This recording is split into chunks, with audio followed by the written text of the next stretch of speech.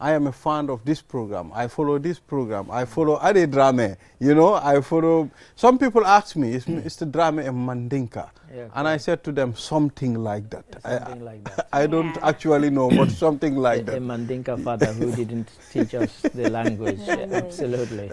My Mandinka father. Your parents are from Bansang? Is it the Bansang or which area? No. Actually, it's a long story, but we had relatives in Bathurst. Okay. On my grandmother's side, actually, not on my father's. My father's people, most of them came from, they had relatives in Senegal and in Guinea Conakry. Okay. So used to go and visit them in the 60s and early 70s. So yeah, but Mandinka, yes. In fact, I met somebody at post office, so-called post office, yesterday, and he told me, he said, "Oh, I love when you're on this morning." So, good morning, Suleiman. His name was. Exactly. So our cousin Angela. Angela is still she's here. still in town. She's still in town. But why didn't she come and join us on the program? We want to say hello to her. Probably just waking up now. She's had a very stressful day. Well, I don't know about stressful. She had a lot of running around yesterday, so she's probably quite tired today. But it'll be good. She's here for another week, so there's time yet. Yeah. So Julde is here. Julde Njai is back on the program again. Julde, how are you? Oh, by the way, she hosted, the Full Bay Africa event. She was the MC. Is that right? MC of the night. Who knew Julde Njai. Our Full Bay Africa. I watched the kind of 6-hour broadcast, but you weren't on stage for 6 hours, were you? You were kind How can I be an MC you were on and off, No, we were on and off. But it was really nice, it was a good experience, really. Because at some point I was like, okay, I never thought I could speak Fula that much, that fluently. But it just flowed on the night. Yeah, it just flowed for some reason. I don't speak or understand Fula, but you sounded like you knew what you were saying. Yeah. So, you know. No, it will. Sometimes when you go to the gathering of lions, you have to behave like a lion. You have to roar. Of course. You have to roar like a lion. Definitely, that vibe there, you must connect. And it shouldn't be difficult for Julde. She is Fulani. So a Fulani princess will always connect with her people. Absolutely. And it was a night to remember. So how was it for you, to MC that event? Actually, when I first received the call from the Full Bay Africa executive, I was like, is this some sort of a mistake? Yeah, did they got the wrong jewel there? Why me of all people? I'm Fula and I'm proud to be one, but I'm not much engaged when it comes to Fula activities and all that. So over the years, I've attended a lot of Full Bay Africa activities.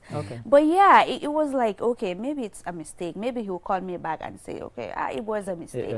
But then he called me again, even knowing that, okay, I was ill, because when he called, I was at the hospital. So I was like, okay, I will have a rethink, because I'm currently not feeling quite well. But it's really an honor to actually host the Full Bay Africa for the first time as MC. So it was mixed feeling. I was nervous at the same time and excited of what really lies ahead of me. But yeah, I must say it was a good experience. And it was quite a learning point for me. But you didn't look nervous or anything if one watched it. You seem to be completely in your element. And I hope people will watch it, because the long version is on YouTube. Yeah, I wasn't around Africa, this year. Unfortunately for me, I did not attend. I wanted to, but very busy engagements, I couldn't. But I was ready for it. In fact, my ticket was already on standby. But the thing is, I couldn't. But on my way, I was on and off checking Facebook, Full Bay Africa page, time to time. I see Julde, I see, the people, it was really nice. For that dance, you have drama, you had musicians, different dialects, music. It was great. Yeah, Big Flo and Gainako and others who are there. So it was really nice, and other dignitaries from different parts of Sierra Leone, from Guinea, Senegal. So it was really a good experience. Exactly. So now we'll move on to the African code. And it reads, a lot of people have fancy watches, but no time. Not now. I got my new watch. Let me see. My watch got time there. It got time as This is well. 7 minutes. 7 minutes past. Both of you have got watches. And I'm pretty sure it's QTV's time too. This is 7 minutes past the hour. Both of you got watches, and I don't at the moment. You don't. Your watch doesn't have I have time. one watch which I've had for about 25 maybe 30 years, and about a year ago it stopped working. So these days you don't see me with a watch. Try to get it fixed, but can't find anybody who can fix it here. So let's talk about Is watches. it a Rolex watch? No. It's a Turkish one called Seiki, Seyki. Turkish brands are really good brands. And I've had it, like I said, for a long time. It's, in fact, maybe more than 25 years. I think. Okay. Because I'm just remembering where I bought it, and I think I worked in my office was in that area about 30 something years ago. So it's at least 30 years. The watch. It's in my drawer at home here, but maybe when I go to London, I'll get it fixed there. But yeah, but I once wrote an article about timekeeping in the Gambia, and I upset somebody because I said people are so poor at keeping time here that a watch is just a jewelry accessory. It's not for keeping time. And yeah, she contacted me via email and said, "How dare you?" I said, "Well, it's true." But I said, "I've noticed it since I came here. People totally disrespect time. So I don't know why people have watches." Yeah. Exactly. On a broader context, I think what the proverb is talking about is the fact that, okay, you have all these luxury, stuff and all of that, but you don't have what really matters in life the most. That is having people around you, having love, living life for what it truly meant for. Yeah. Sometimes a lot of people have a lot of things, and we tend to envy them, to be honest. That this person is wealthy and all of that, but deep down, they're going through a lot. They don't have what really matters a lot. They don't have true or genuine love around them. They don't have people who truly care for them. They just have people who really are after their wealth at the end of the day. So I think, I'm trying to connect. I don't know. No, it's totally connecting because, you are making sense. I mean, because my interpretation is kind of along those lines, because sometimes you have people who have the kind of outward appearance of being good and contented and whatever, but it is just that. It's just the outward appearance. When you scratch beneath the surface, there's nothing there, or there's less than was perceived, but they give the outward appearance. And then also you have people who they do things because they want people to think that they are this, they are that, but deep down inside they're not like that at all, and they do things, as the Jamaicans like to say, for the eye-seeing of men. They do things because they want to impress other people. But so yes, I mean that's kind of my exactly. take I think it's a very simple one. An empty barrel makes a lot of noise. We can also connect that as well. I mean, you can make a lot of noise, but the efficiency is zero. You understand? It's telling you, no matter what your condition is, result is the best thing. I mean, result is what we're looking for. You might have the most beautiful watch in the world, but when it has no time and no battery, then the watch is bunkum. The watch is bunkum. Tell it to the Marines. Nothing. Yeah, it's completely pointless and it's worthless. But it looks good. That's so the thing. let's take a look at the advancement of watches, the transition from the first watch that you had to wind. You wind it. In fact, before there were watches that you carry them with strings. The German guy that invented the first watch, pocket watch. In fact, do you know when you buy trousers, jeans, pants, these jeans, they used to have small pocket where you can only put a finger. Those pockets are meant for those watches. You understand? So, I made a research the other time when I was going through watches, and I realized that was made for that. You understand? Because we all wonder, what is this for?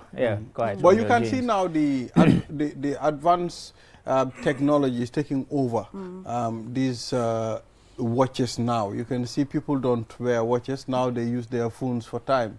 You understand? So it's like watches are fading away right now. But they are also watches are also doubling up. You know why? Well, that's what I was going to say. Now smart watches are coming. Look at Julde. Well, that's right. With my smartwatch. Exactly. So you have Julde, that looks beautiful on you. I love people that wear smart watches like Julde. So how smart is it? What does it do? Does it make tea and coffee for you? No, actually, it's not that smart. Messages. So it's linked directly to my iPhone. So literally. But it's good. They're great. I mean, and as you rightly said, it's beyond just a watch now, and it's beyond just for telling the time. It has so many, useful things. You can use it to check your heart rate and your pulse and all that kind of stuff. They really have advanced. It's unbelievable if you think from, as you said, from where they started to where we are now, and who knows in the future what. It's remarkable. Yeah. Exactly, and other watches you can receive your calls. Yeah, of course. Yes. You should be able to receive all these Apple and watches and talk. You so can, there is much advancement now when it comes to big time technology. Although sometimes some of these products, I mean, you can use them just for some time. Let's take things like house phones. How do either of you have a house phone? No.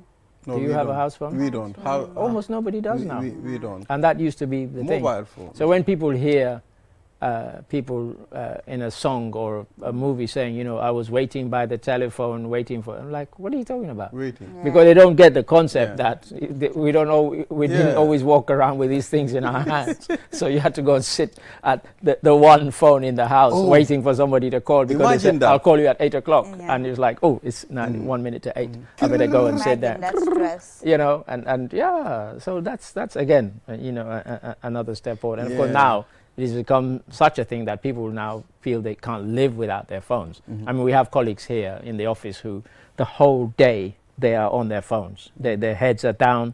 You have to interrupt them. You have to interrupt them to give. I will name no names. You have to interrupt them to give them work. Oh, sorry, George. No. It's like someone is talking to me. Someone is talking to me. Yeah. I literally do everything Miss Ade, with my if you are phone. talking, say it direct. Don't just be looking at another direction. No, let me extend it beyond this room. There's a certain person who's in the office upstairs right now, and I keep telling that person. In fact, I call that person TikTok, because every time I pass by that person's desk, I have to interrupt them to give them work because they're on TikTok. But that's the kind of it's the age. It's the age we live in. It comes with it. Imagine I have a laptop. Actually, too, the other one has a minor problem at home. But I don't even use it. Well, I even tease her. I said, don't you know how to use a laptop? Because she uses her phone to write all her stories. Yeah. And I'm like, don't you know how to use a laptop? Just that's our kind of thing between us. Now you don't need to carry your laptop anywhere. You just need your phone. Yeah.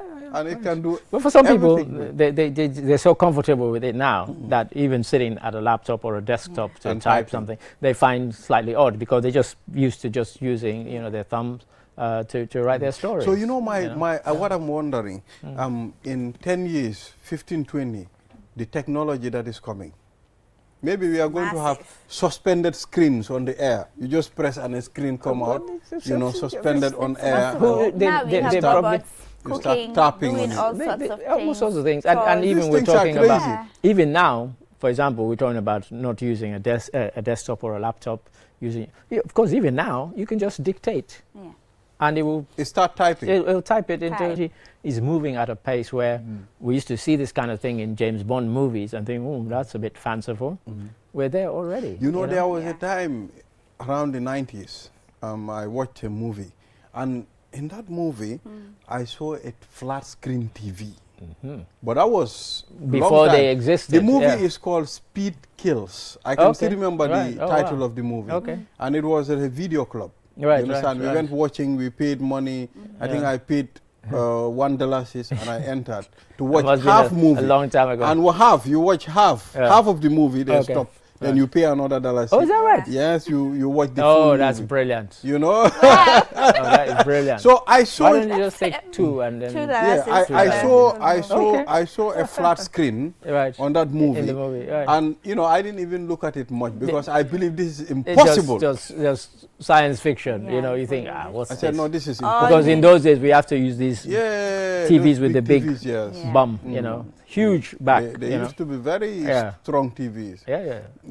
So, I mean, that's it. That's the world for you. Technology is moving. And now if you can transplant someone's head, like head transplant, I saw it somewhere. I was wondering, what are they doing? Now they can change someone's head and they put another head. Yeah. Yes, I saw it. I watched a documentary on that. Right. Probably maybe what you people can go and search it. We will right now. The minute I leave here. Head transplant. Head transplant. Yes. How do they do so that? So we can by next week we can. It's very rare. That was just a testing phase. It's very rare. It is. But it's true. I mean, if you had said 120 years ago that there could be a heart transplant or a liver transplant, people would have thought, no, that can't happen. You know, these are the things that only Allah can do. People, are you wanting to play God? But now we take those things as routine, liver transplant. And they survive for a long and time. Heart transplant. For a long time. So at this point, Mr. Ade, we'll take a short break. After the break, then we will deal with some of the stories. And we'll be talking to Imam Usman Jah. He'll be here. The nationwide Quranic competition concludes. So it's important for us to engage. And we are looking forward to the finals at Q City. Normally it happens during Ramadan, before the end of Ramadan. So it will be very interesting this time. So we'll be right back. Q Money and Orange Money has just made money transfer easier. Now you can send money from Gambia to Senegal directly from your Q Money wallet. So what are you waiting for? Get your Q Money account now and start sending money to your friends and families through Orange Money in Senegal now. For more information, call our customer care on 133. Q Money, Sunu Kalpe. Terms and conditions apply. Q Money e Orange Money joni weɓini nuldugol mbuɗi mi yetoma joni ida wawi nuldude mbuɗi iwra ko Gambia ɗo yaha Senegal e Q Money wallet ma on eyyi ko honno wonɗa e fadde mi yetoma udduto Q Money account ma on joni fuɗɗoɗa nuldude mbuɗi e teriɓe ma rewa ɗon ka Orange Money nder Senegal fi heɓugol hen ko laaɓi ida wawi noddude Q Money customer care e 133 Q Money suñu kalpe ɗum no yaadi e sartaji Q Money.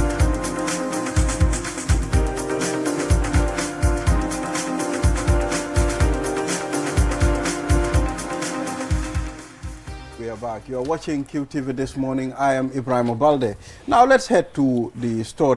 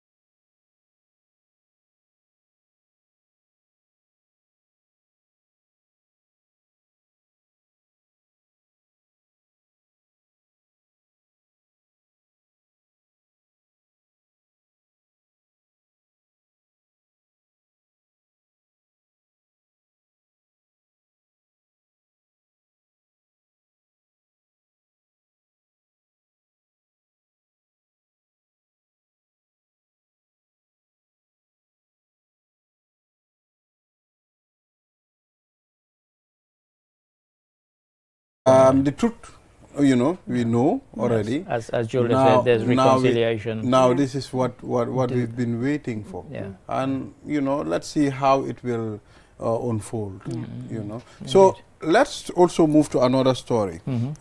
Q Group Foundation awards 20 university students with STEM scholarships. Yes. And it happened yesterday. Happened yesterday. And it's been happening. This is a yearly thing. Yes, and it's a doubling of you know, the previous. So it had been 10, and you know, we heard Isa Tuja say why they're giving these STEM ones, because there's such a shortfall. And you know, the world is going digital. We talk about this all the time, and we need to be ready.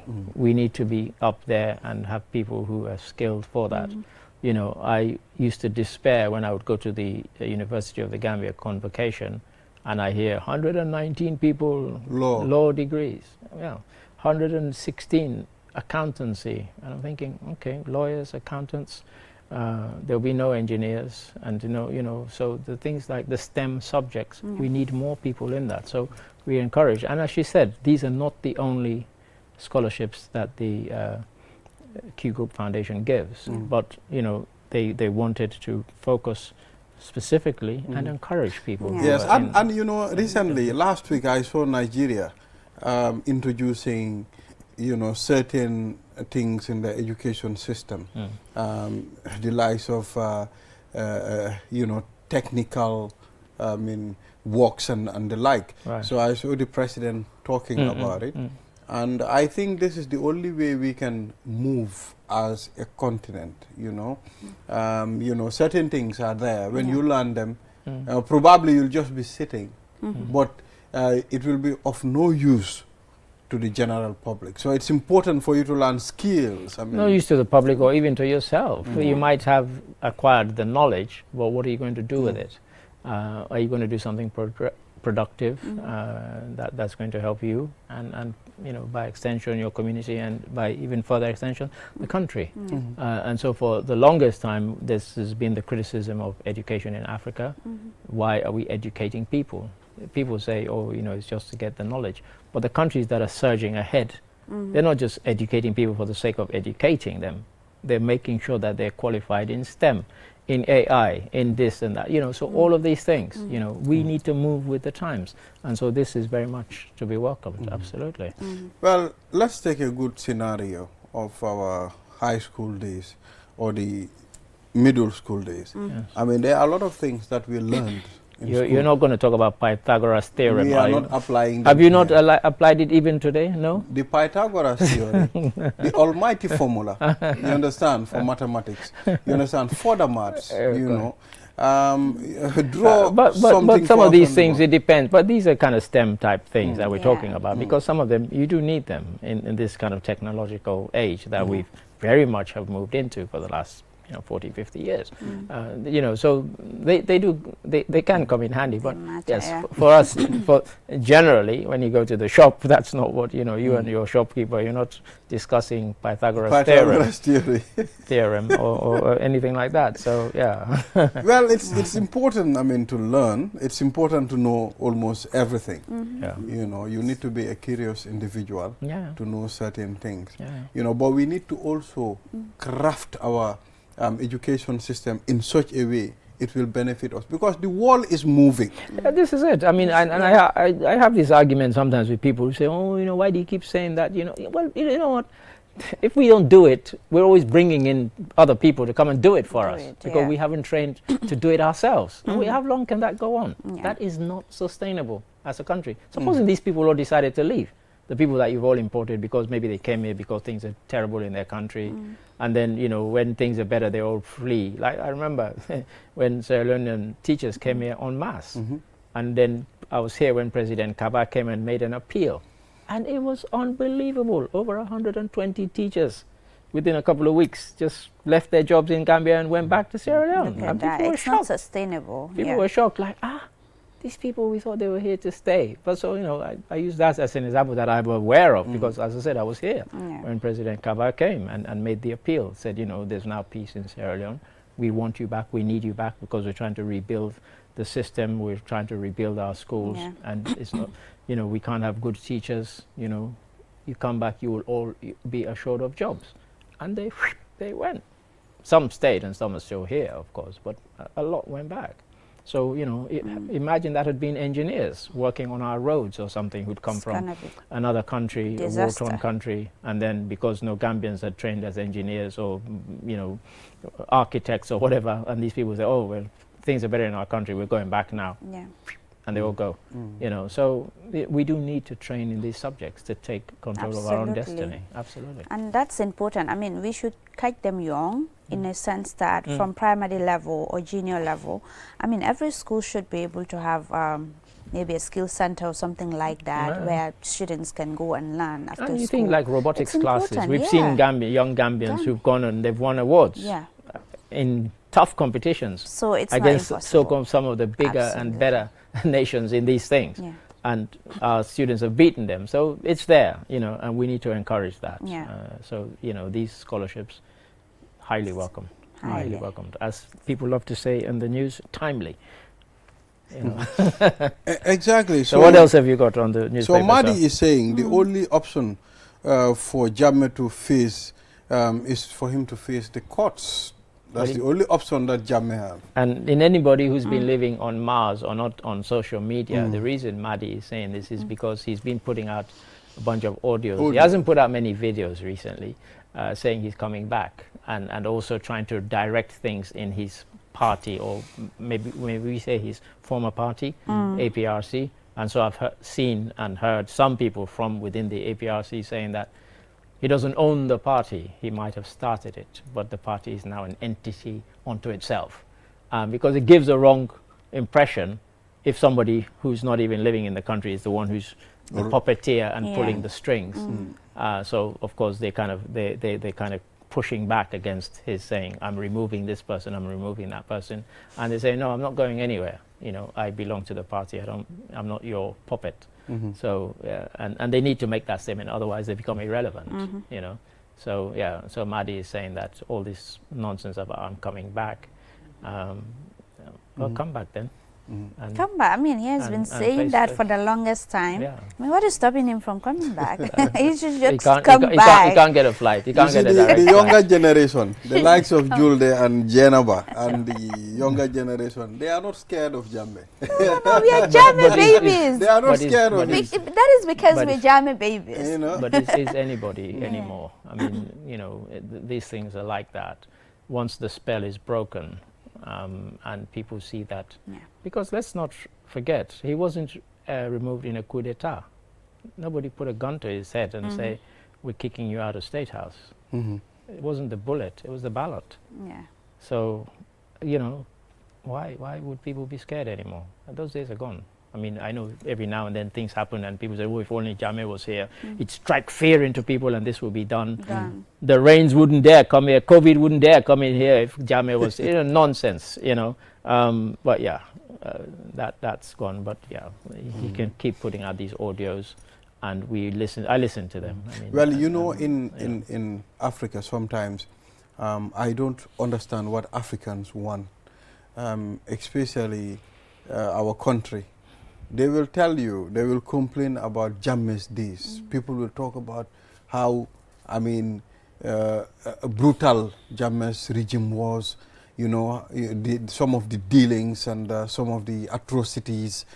But after regaining democracy, now they will complain again about the president being so lenient. But that's that's what human beings are like. You can't we're like that. them. There's nothing we can satisfy. We were talking about in another context about people having something and you think they have everything when they don't. We've sat here and we've discussed people who are multimillionaires that people envy, and you read one day they've killed themselves because they were unhappy about something. So you don't know, And for 22 years, what was seen by the outside world as abnormal, if that's the condition you're living in, you think it's normal. And that's the argument I had with one of the APRC guys when I was newly here in the Gambia. I said, because the abnormal got accepted as normal, you think that that's fine. That people who oppose a president should be locked up, not having gone through any judicial process. That's not normal. but that had become the norm, and people accepted it. They thought that's what it was, but it's not. That's not anywhere near a democracy. Well, like you said, some people think there's almost too much democracy, you know, and that's crazy. You know, that's crazy. Well, but anyway, we have another story. Do we still have time? Yeah. Do we have time? Travel agencies overcharging pilgrims to lose their licenses. Amat Bar gave a press conference the other day, and he said if people, they have pegged the prices for going to Hajj at a certain level, and people should not expect to pay more than that, and that if they do, they should report it. And you wonder whether people will report it, and if you are one of these agencies and you do it, why are you doing it when what you should charge is so transparent? It's out there, and there's competition. If you charge me too much, I'll go to the person who's charging less, or what I think is the proper price. So if you do that, not only will I go to somebody else, take my business somewhere else, but also I can report you for what you're doing. And he's encouraging people to do that. So there was a press conference the other day, and he talked about other matters, but that was one of the things, because the main thing he was talking about was about the licenses being revoked, not the license, the land allocations being revoked from companies and individuals. But then he touched on, at the end of that conference, he also mentioned the Hajj thing. So there were two things in the one exactly. Yeah, so any other thing, Julda? Yes, still on the Point newspaper. Let's talk about magistrate, 2 others stand trial for drug dealing and fraud. Yeah. That's quite a big one. I mean, that really is one that shook people, because magistrates, judges, these are people we hold to a certain kind of high level of respect. In almost every country, really, where you think they are independent, and these are the upholders of the law. I mean, so to have a magistrate, and I think in the other case an orderly, being brought before a court, it's quite shocking. It is. Because the unfortunate thing is, it's like this: if you it only takes one magistrate to be accused of this, and suddenly people start thinking, oh, I wonder if the others are like that. Are doing this. It's one of those weird professions where it's like that. It raised the eyebrows. You know, about all others and other cases that have come, and they think, oh, maybe that person gave the person a lenient sentence because they got paid under the counter or something. You know, so it's a profession that we hold them to a very, very high esteem and kind of moral standard. And when they fail, I mean, this person, we have to say, has not yet been found guilty, but that is the charge, that is the accusation. Drug dealing and fraud can't get more serious than that. And these were drugs that were supposedly in the custody. It is alleged that they faked burning and destroying drugs whilst the real drugs were kept and were then tried to be sold. So it's quite a serious charge. It's quite a serious charge, and for it to be levied against you or I would be serious enough, but against a magistrate? Against a magistrate. Imagine a magistrate. That's beyond shocking, really. Absolutely. So we also have another press release from the ECOWAS. Yeah, in fact I have it here. You have it. I won't read all of it. Us go through I won't read all of it, but essentially Burkina Faso, Mali and Niger, their withdrawal as formalized as of the 29th of January, and ECOWAS has issued a press statement to that effect. But what it then does is it's trying to reassure citizens of those 3 countries, as well as ECOWAS citizens, that in a way you can still carry on dealing with them. For example, they will still recognize national passports that got the ECOWAS logo, continue to trade goods and services from those 3 countries without incurring any kind of penalty or sanction. There's no ban. And they also allow citizens of the 3 affected countries to continue to enjoy the right of visa-free movement, which they have as ECOWAS citizens. So, and they said, you know, they're doing this in the spirit of friendship, and they want to see whether they can coax them back into the fold. Because really, if you look at it, these 3 countries have gone ahead and said they're going to issue their own passports, and the Alliance of Sahel States. But also, if we're fighting terrorism, those terrorists are not respecting borders. They don't care whether you're ECOWAS or non-ECOWAS. So whether you're Alliance of Sahel States or you're ECOWAS, we need to cooperate for those. We also need to cooperate to thwart crime and drug dealing and drug trafficking and people trafficking. So there are many things in which we are forced by geography to have to. So the police PRO is on the line. I mean, it's important for us to engage the PRO about the ECOWAS withdrawal. Probably he should be able to throw some light on it. Yes, but we'll be engaging him on the recent exercise, that's the clearing exercise. And at the same time, he can probably, if there is anything in the investigation gathered when it comes to the Access Bank case as well, he should be able to tell us and other incidents that happen around the country. So good morning, Piaro. How are you? Good morning, Balde, and good morning everyone there. Morning, Piaro. Yes, good morning. I can hear you. Good morning. Well, we can't hear you. You sound as if you're in the bottom of a barrel. We can't hear the PRO in the studios. You know, I know they will sort that out. We'll try and sort it out, PRO. We can't hear you clearly. Let him just be on Can you hear me? So it's important for us to engage him because a lot of things happened. We've seen CCTV footage of the Access Bank case. Yes. And, you know, it is in court, not in court, on the investigation rather. Yes, we don't want to jeopardize the investigation. But the thing is, there are some instances that many people like me said it's too good to be true. I don't know, have you seen the CCTV footage? Yes, I saw the CCTV. I think anybody who has a phone or is on social media has seen the CCTV footage.